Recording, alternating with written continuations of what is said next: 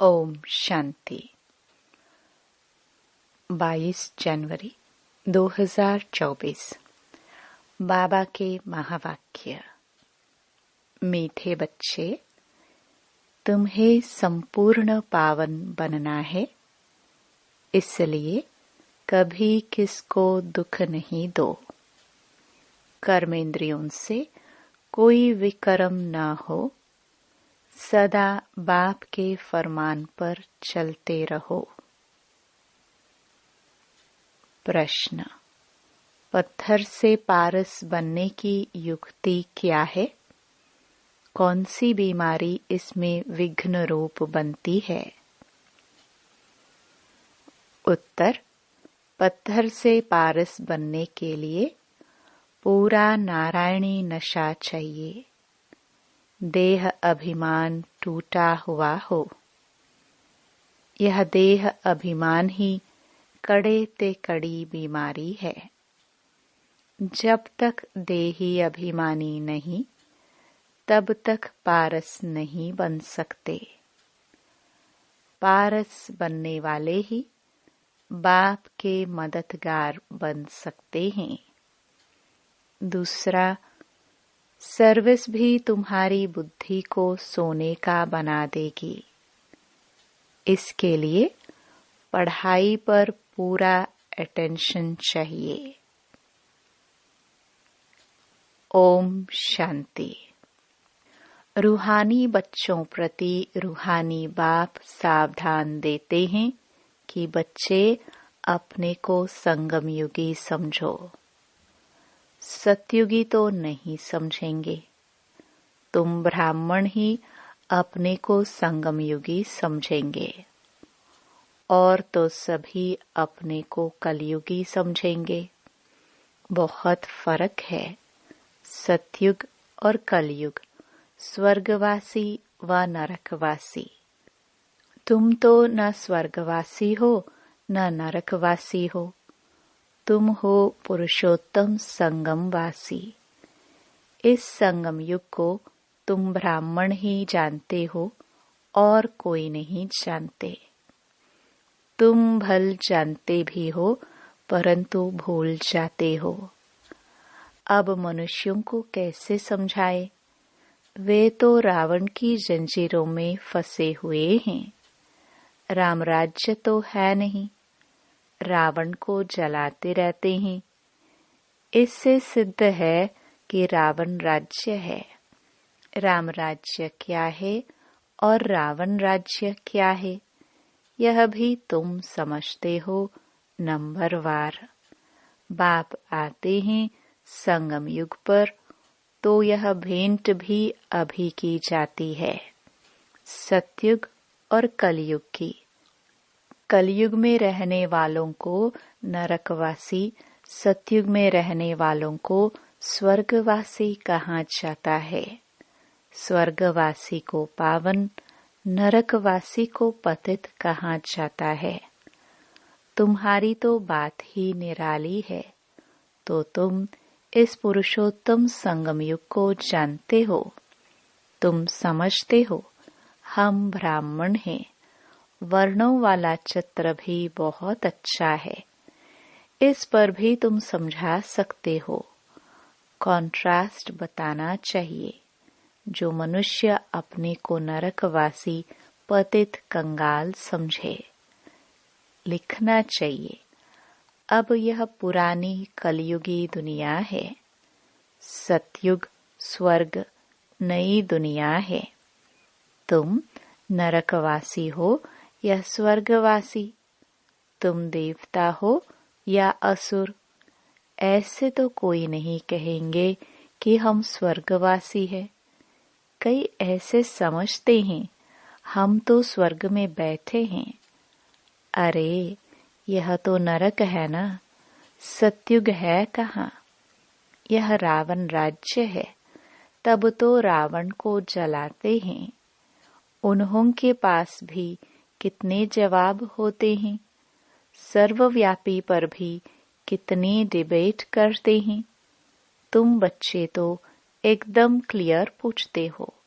अब नई दुनिया है या पुरानी दुनिया, ऐसा क्लियर कॉन्ट्रास्ट बताना है। इसमें बहुत ब्रेन चाहिए। ऐसा युक्ति से लिखना चाहिए जो मनुष्य अपने से पूछे कि मैं नरकवासी हूँ या स्वर्गवासी। यह पुरानी दुनिया है या नई दुनिया है? यह राम राज्य है या रावण राज्य है? हम पुरानी कलयुगी दुनिया के रहवासी हैं या नई दुनिया के वासी हैं? हिंदी में लिखकर फिर अंग्रेजी गुजराती में ट्रांसलेट करे तो मनुष्य अपने से पूछे कि हम कहाँ के रहवासी हैं। कोई शरीर छोड़ते हैं तो कहते हैं स्वर्ग पधारा, लेकिन स्वर्ग अभी है कहाँ? अभी तो कलयुग है। जरूर पुनर्जन्म भी यहाँ ही लेंगे ना। स्वर्ग तो सतयुग को कहा जाता है, वहाँ अभी कैसे जाएंगे? यह सब विचार सागर मंथन करने की बातें हैं। ऐसे क्लियर कॉन्ट्रास्ट हो, उसमें लिख दो भगवानुवाच। हर एक अपने से पूछे मैं सतयुगी राम राज्य निवासी हूँ या कलयुगी रावण राज्य का निवासी हूँ। तुम ब्राह्मण हो संगमवासी, तुमको तो कोई जानते ही नहीं। तुम हो सबसे न्यारे। तुम सतयुग कलयुग को यथार्थ जानते हो। तुम ही पूछ सकते हो कि तुम विकारी भ्रष्टाचारी हो या निर्विकारी श्रेष्ठाचारी हो। यह तुम्हारा किताब भी बन सकता है। नई नई बातें निकालनी पड़े ना, जिससे मनुष्य समझे कि ईश्वर सर्वव्यापी नहीं है। तुम्हारी यह लिखत देख आपे ही अंदर से पूछेंगे। इसको आयरनेज तो सब कहेंगे। सतयुगी डेटी राज्य तो इनको कोई कह न सके। यह हेल है या हेवन। ऐसी फर्स्ट क्लास लिखत लिखो कि मनुष्य अपने को समझ जाए कि हम बरोबर नरकवासी पतित हैं। हमारे में दैवी गुण तो है नहीं। कलयुग में सतयुगी कोई हो न सके। ऐसे विचार सागर मंथन कर लिखना चाहिए।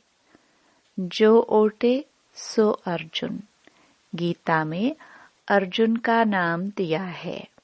बाबा कहते हैं यह जो गीता है उसमें आटे में लून नमक है। लून और चीनी में कितना फर्क है? वह मीठा, वह खारा। श्री कृष्ण भगवानुवाच लिखकर गीता ही खारी करती है। मनुष्य कितना दलदल में फंस पड़ते हैं।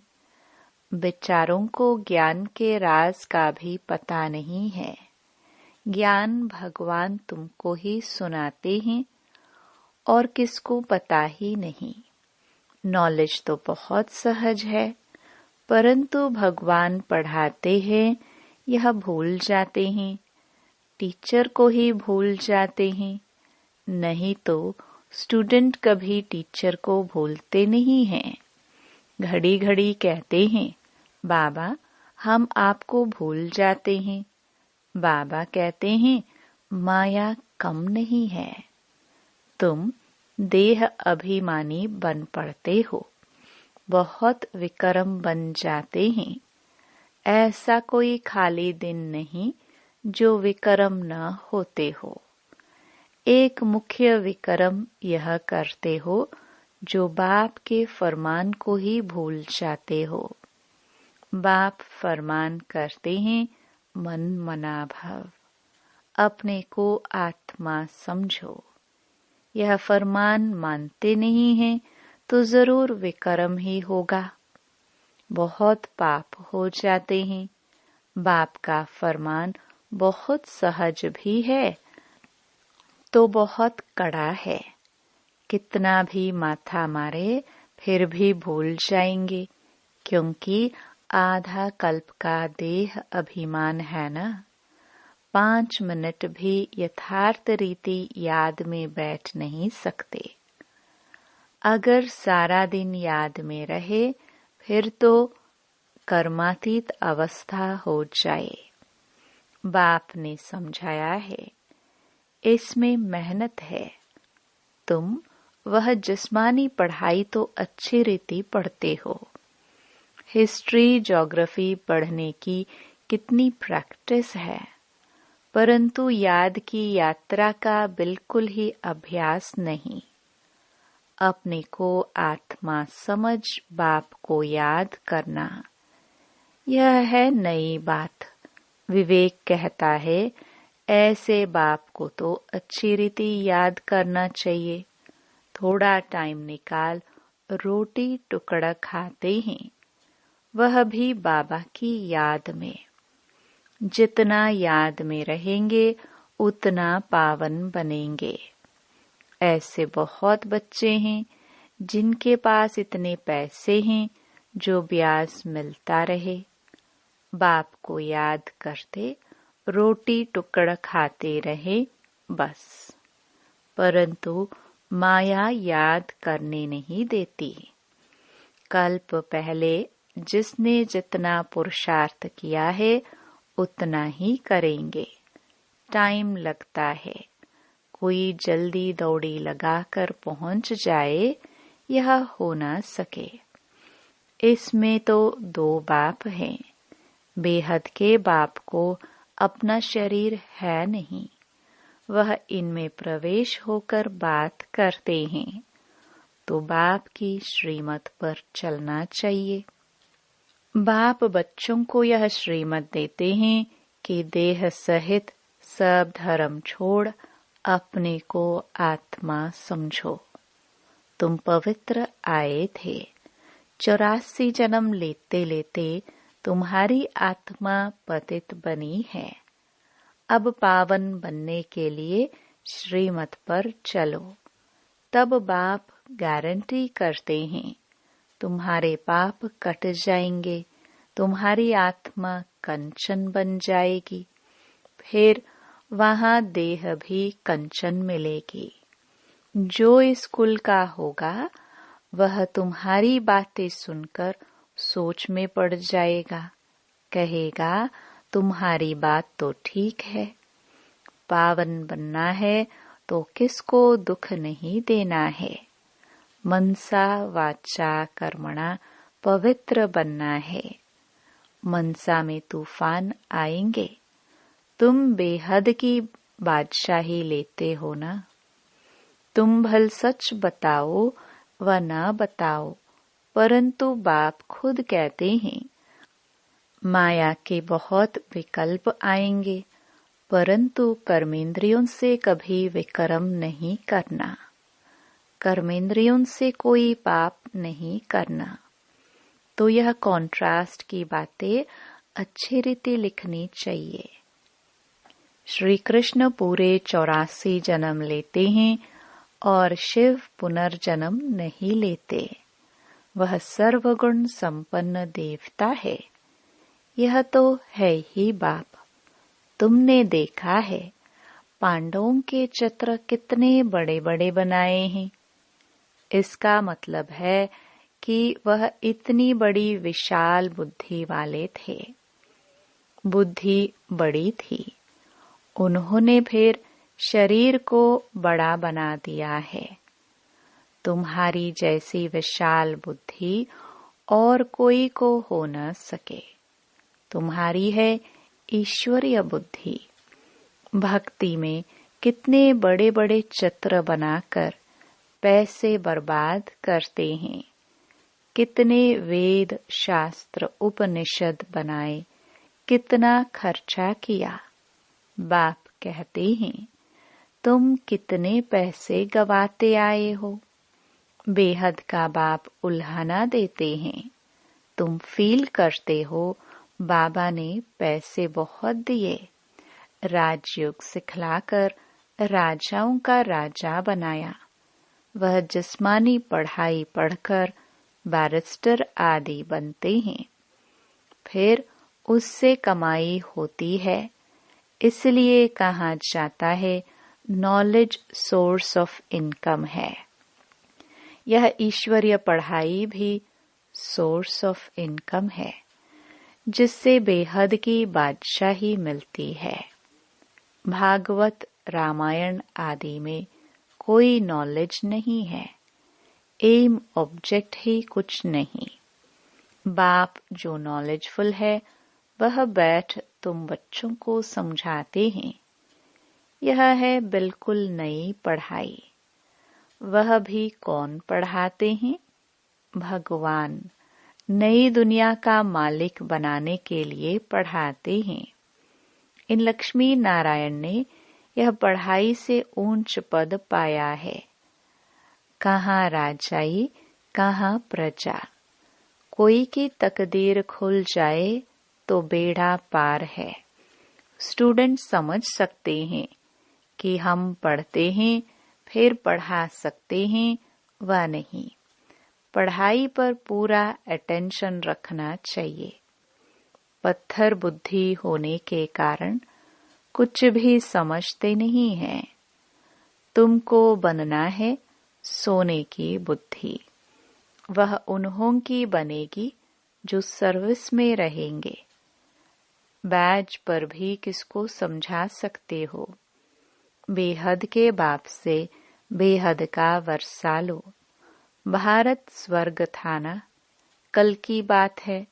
कहाँ 5000 वर्ष की बात, कहाँ लाखों वर्ष की बात। कितना फर्क है। तुम समझाते हो तो भी समझते नहीं हैं, जैसे बिल्कुल ही पत्थर बुद्धि हैं। यह बैज ही तुम्हारे लिए जैसे एक गीता है। इसमें सारी पढ़ाई है। मनुष्य को तो भक्ति मार्ग की गीता ही याद रहती है। अभी तुम जो बाप द्वारा गीता सुनते हो, उससे तुम 21 जन्म के लिए सद्गति को पाते हो। शुरू शुरू में तुमने ही गीता पढ़ी है, पूजा भी तुमने ही शुरू की है। अब पुरुषार्थ कर गरीबों को भक्ति मार्ग की जंजीरों से छुड़ाना है। कोई न कोई को समझाते रहो, उसमें से 1-2 निकलेंगे। अगर 5-6 इकट्ठे आते हैं तो कोशिश कर अलग अलग फॉर्म भराए, अलग अलग समझाना चाहिए। नहीं तो उन्हों में एक भी ऐसा होगा तो औरों को खराब कर देगा। फॉर्म तो जरूर अलग भराओ। 1-2 का देखेंगे भी नहीं तो वह समझ सकेंगे। यह सब युक्तियां चाहिए, तब तुम सक्सेसफुल होते जाएंगे। बाप भी व्यापारी है। जो होशियार होंगे वह अच्छा व्यापार करेंगे। बाप कितना फायदे में ले जाते हैं। झुंड इकट्ठा आए तो बोलो फॉर्म अलग अलग भरना है। अगर सब रिलीजियस माइंड हो तो इकट्ठा बिठाकर पूछना चाहिए, गीता पढ़ी है? देवताओं को मानते हो? बाबा ने कहा है भक्तों को ही सुनाना है। हमारे भक्त और देवताओं के भक्त वह जल्दी समझेंगे। पत्थर को पारस बनाना कोई मासी का घर नहीं है। देह अभिमान कड़े ते कड़ी बहुत गंदी बीमारी है। जब तक देह अभिमान नहीं टूटा है, तब तक सुधरना बड़ा मुश्किल है। इसमें तो पूरा नारायणी नशा चाहिए। हम अशरीरी आए, अशरीरी बनकर जाना है। यहाँ क्या रखा है? बाप ने कहा है मुझे याद करो। इसमें ही मेहनत है, बड़ी मंजिल है। चलन से मालूम पड़ता है यह अच्छे मददगार बनेंगे कल्प पहले मिसल। अच्छा, मीठे मीठे सिखिलदे बच्चों प्रति माता पिता बाप दादा का याद प्यार और गुड मॉर्निंग। रूहानी बाप की रूहानी बच्चों को नमस्ते। धारणा के लिए मुख्य सार। पहला, मनसा वाचा कर्मणा पवित्र रहना है। कर्मेंद्रियों से कोई विकर्म न हो, इसकी संभाल करनी है।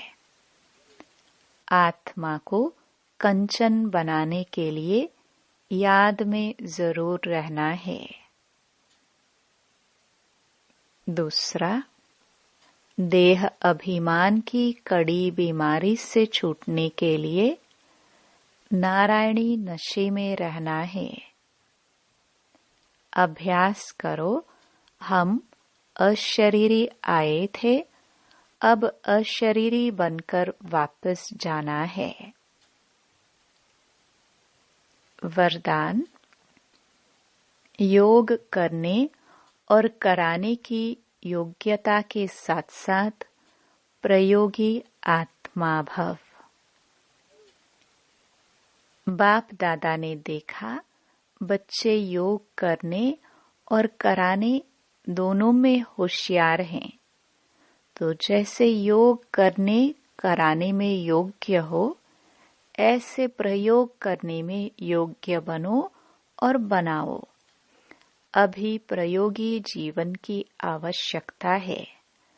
सबसे पहले चेक करो कि अपने संस्कार परिवर्तन में कहाँ तक प्रयोगी बने हैं, क्योंकि श्रेष्ठ संस्कार ही श्रेष्ठ संसार के रचना की नींव है। अगर नींव मजबूत है तो अन्य सब बातें स्वतः मजबूत हुई पड़ी है। स्लोगन, अनुभवी आत्माएं कभी वायुमंडल व संग के रंग में नहीं आ सकती। अव्यक्ति साइलेंस द्वारा डबल लाइट फरिश्ता स्थिति का अनुभव करो। सदा खुशी में झूलने वाले, सर्व के विघ्न हरता व सर्व की मुश्किल को सहज करने वाले तब बनेंगे जब संकल्पों में दृढ़ता होगी और स्थिति में डबल लाइट होंगे।